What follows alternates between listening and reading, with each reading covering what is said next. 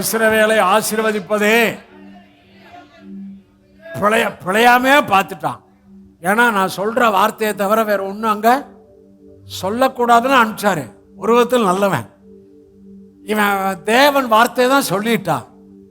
அப்ப தெரிஞ்சுக்கிட்டான், இஸ்ரவேலை ஆசீர்வதிப்பதே கர்த்தருக்கு, உங்களை ஆசீர்வதிப்பது கர்த்தருக்கு, ஆரோக்கியமா இருப்பது கர்த்தருக்கு, சுகமாய் இருப்பது கர்த்தருக்கு, வேத வசனத்தின் ஆசீர்வாதங்கள் எல்லாம் உடையவர்களாய் இருப்பது கர்த்தருக்கு, நீடித்த நாட்கள் கர்த்தருக்கு.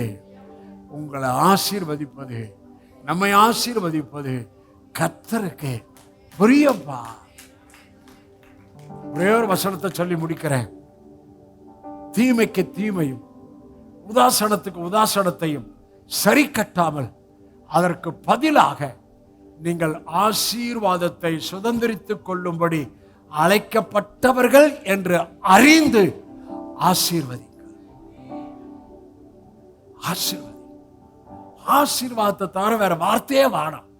அவன் உருப்படக்கூடாது, அவன் கெட்டு போகணும், அந்த எண்ணமே வேணாம்.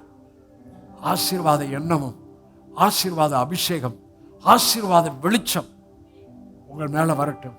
அதுக்கு மேல டாடி தான் எல்லாம் செய்கிறார். என்னுடைய பெரிய பரிசுத்தத்தினால் அல்ல, என்னுடைய உண்மையினால் அல்ல, அவர் தான் செய்கிறார். நான் அவர் பிள்ளை, என்னை அழைச்சிட்டார். கிருபையினால, அவர் அன்பினால நாங்கள் ஆசீர்வதிக்கப்படுகிறோம்.